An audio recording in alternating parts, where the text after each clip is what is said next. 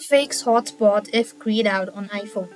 Hi everybody, in this video I'll show you the procedure on how can you fix your hotspot if grayed out on your iPhone. If your personal hotspot option is grayed out on your iPhone, it usually means that the feature is either disabled or not supported by your carrier or plan.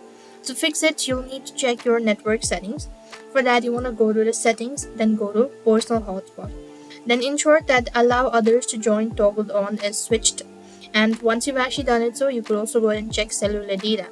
For that as well, you want to go to settings, go to cellular, and make sure cellular data is turned on. And after you've actually done it, this should be able to help you out. If that doesn't fixes your issue, you could also try checking for a software update, or you could also try resetting network settings as well, and that should be able to help you out. If nothing seems to be working out, simply restart your iPhone and see whether that fixes your issue or not. So this is how it's done. I hope the video was helpful. Make sure to like, share and subscribe to our channel. Thank you for watching. See you in the next video.